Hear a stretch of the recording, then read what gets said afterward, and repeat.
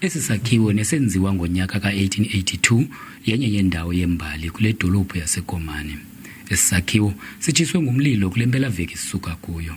Ifenitsha kunye neencwadi ezibalulekileyo zitshe zaluthuthu.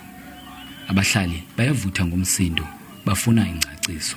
Siyarhanela ke kuba kunogushugushuzo lophando kwinto qaphilizo nokulutha nokutya imali zikarhulumente uba inoba ke mhlambi bazama ucima lento kuthiwa i-evidence ngesilungu.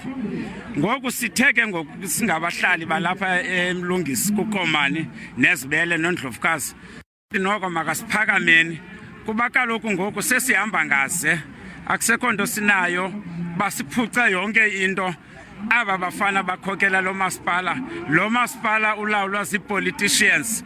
Umasipala wenza amalungiselelo okufumana iiofisi zokusebenza.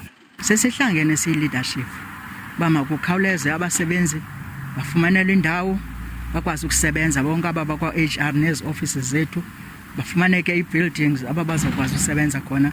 Loo nto yenzeka as we speak and sithethile no-MM bama ukhawulezise ungabikho mntu uzawuhlala ekhayeni angasebenzi. By tomorrow wonke umuntu uzabe esemsebenzini. Umonakalo uqikelelwa kwizigidi ezingama-50 eerandi. Ndingulubabalo Data kwiindaba ze-SABC eKomani.